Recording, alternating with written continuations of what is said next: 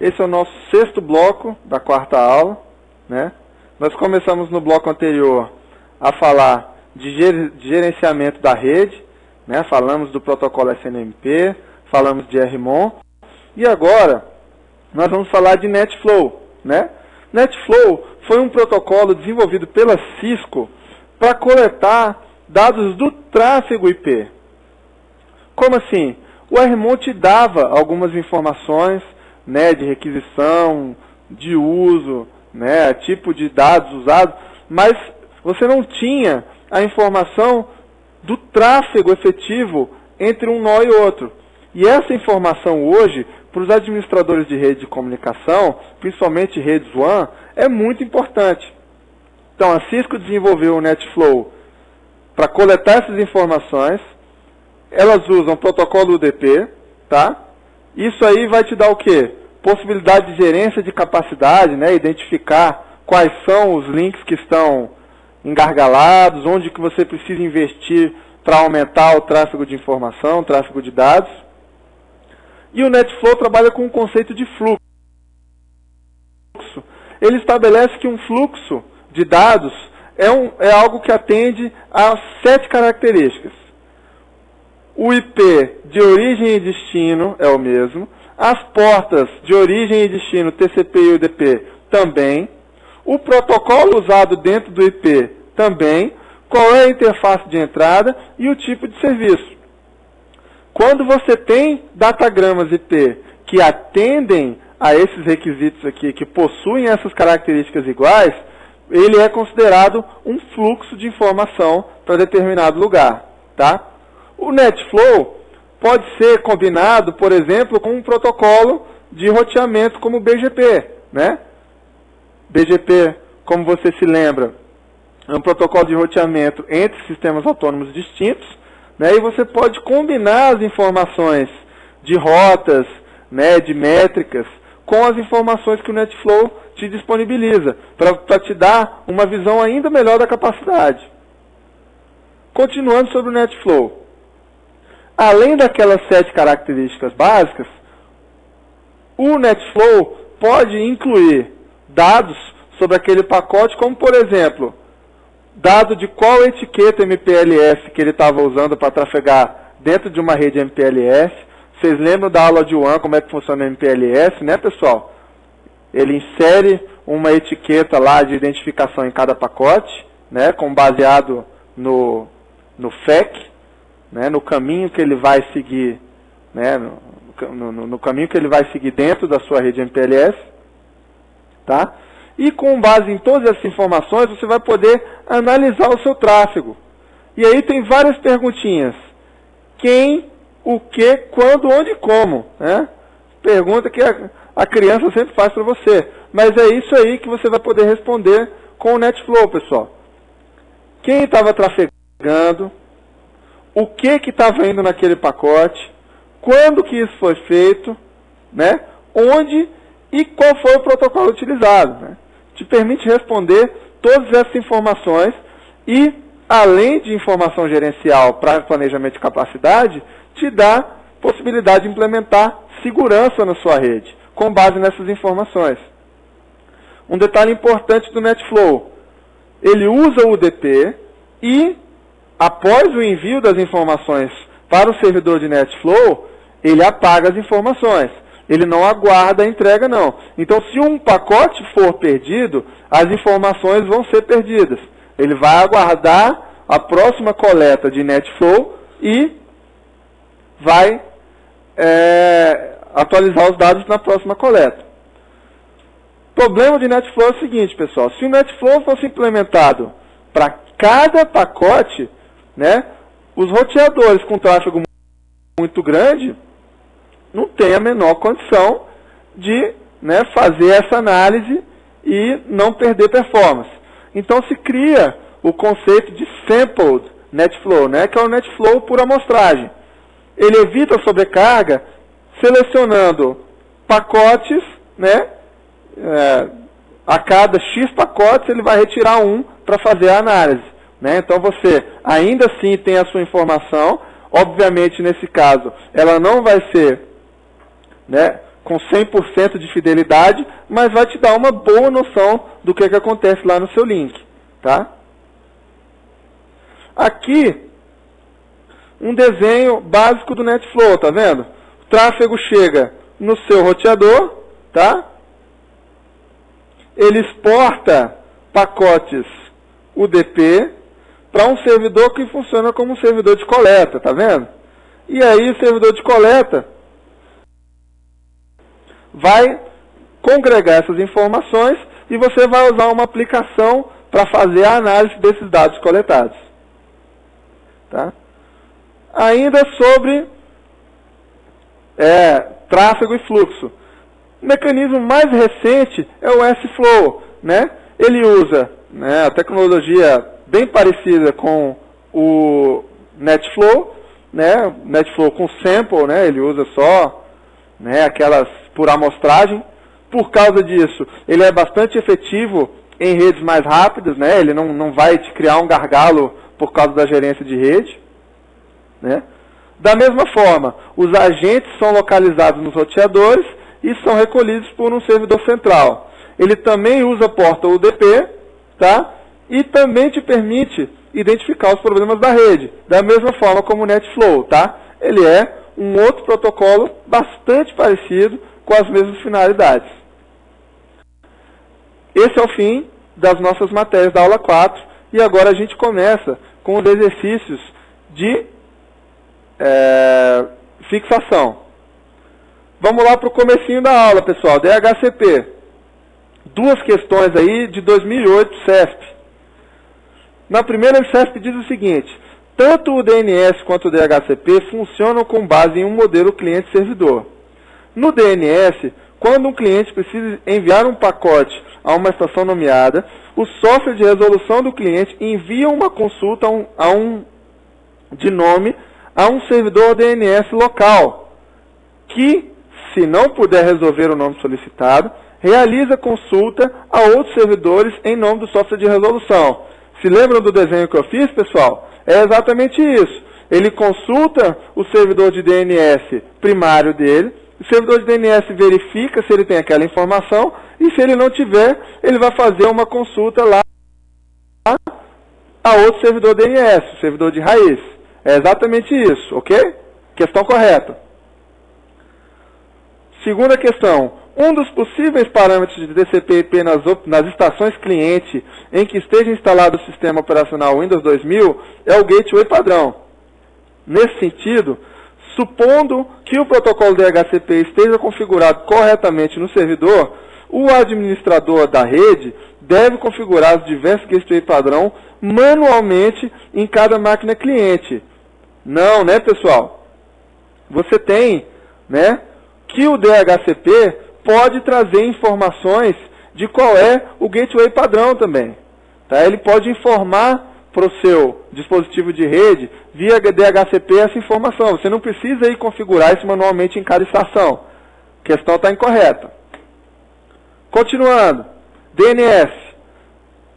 Questões aí do CESP da ESAF.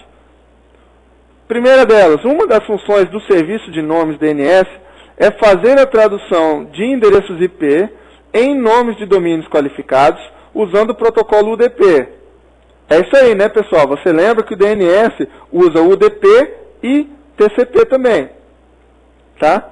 E a tradução de endereços em nomes, aqui ele está te trazendo o conceito do FQDN, né, que é o Fully Qualified Domain Name, que é um nome bonito para um nome de domínio completo. Correta questão. Questão da ESAF. Associada a cada informação obtida de um servidor DNS, encontra-se um valor denominado Time to Live, que informa o tempo que o servidor DNS está ativo. Lembra lá, pessoal. O que o Time to Live faz?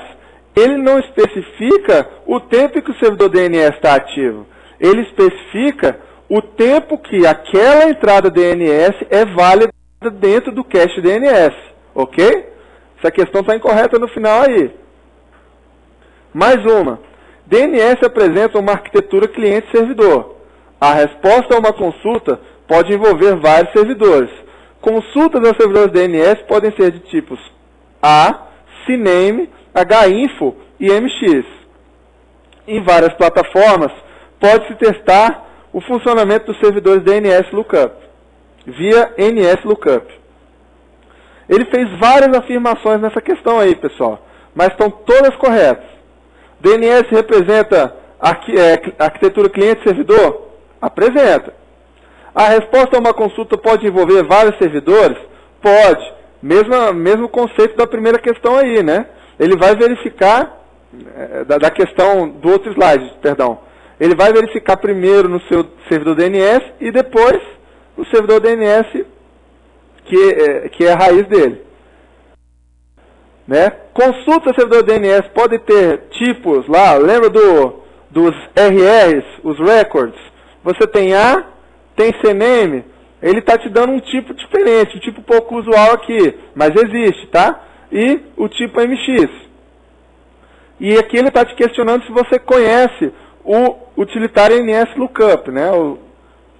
Usado em vários sistemas operacionais para testar o funcionamento. Está correta a questão. Tá? Todas pequenas informações aqui, mas estão todas corretas.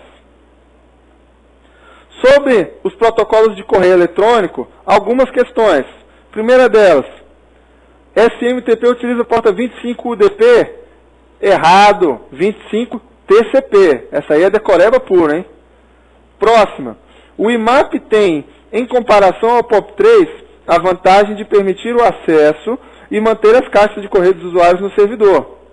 Lembra que é isso mesmo, né, pessoal? A caixa de correio fica lá no servidor e a caixa é sincronizada entre cliente e servidor. A mensagem só é apagada quando ele quiser apagar. POP3 roda sobre a porta TCP 109. Errado, porta 110.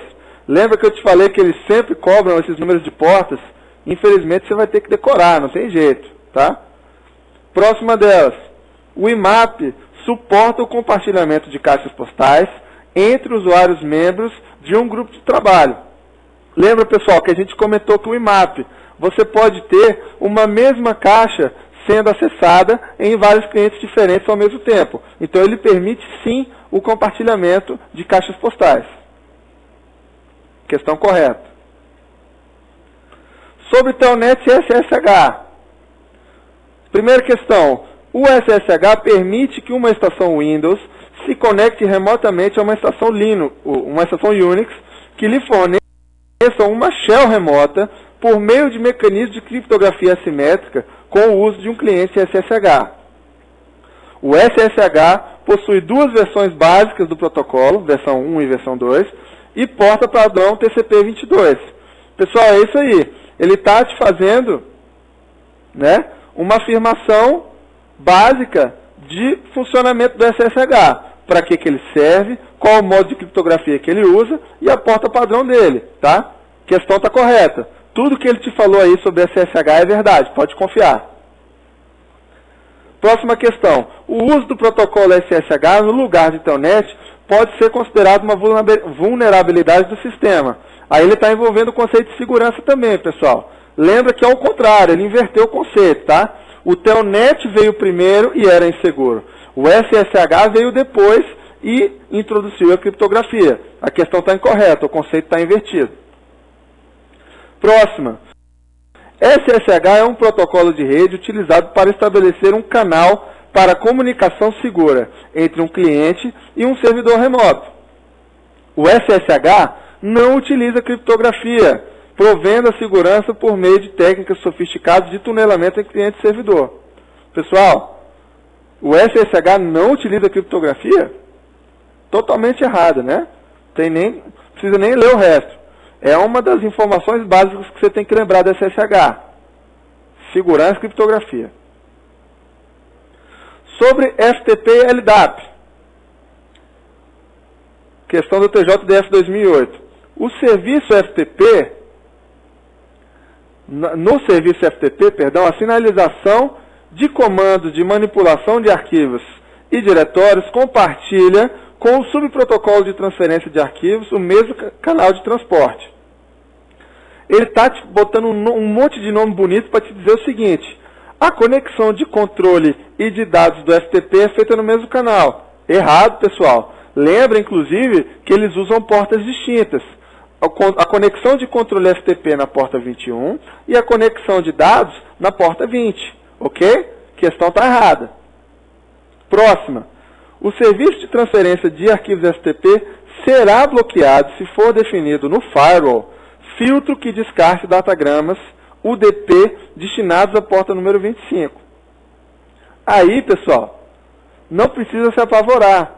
Você está vendo que no nosso curso a gente nem estudou ainda o conceito de firewall e de filtro de firewall. E mesmo assim a gente consegue matar a questão. Olha só, se o FTP usa TCP porta 21, como é que um filtro que descarta UDP na porta 25 vai, bloquear o serviço de transferência FTP? Não faz nenhum sentido, né? Está errada a questão. Mais um. O diretório associado ao protocolo LDAP é definido com base em um conjunto padrão de tipos e sintaxe que não pode ser estendido para uma aplicação específica. Errado, né, pessoal? O LDAP é um protocolo que é usado por vários serviços de diretório diferentes. Cada serviço de diretório é uma aplicação diferente, tá? Então, o conjunto de tipos de LDAP pode ser sim estendido para cada serviço de diretório diferenciado, tá? Questão incorreta. Sobre HTTP,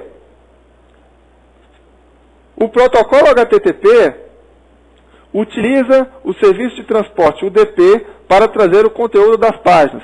Errado, né, pessoal? HTTP é porta 80 ou 443 para HTTPS. E usando o protocolo TCP, claro. O protocolo HTTPS é uma implementação do protocolo HTTP utilizando uma camada SSL ou TLS. É isso mesmo, hein, pessoal? Essa camada adicional permite que os dados sejam transmitidos de forma criptografada, ou seja, os dados enviados à camada de transporte pela aplicação encontram-se protegidos. Então aqui ele está te misturando o conceito de camada de modelo TCP/IP ou modelo OSI.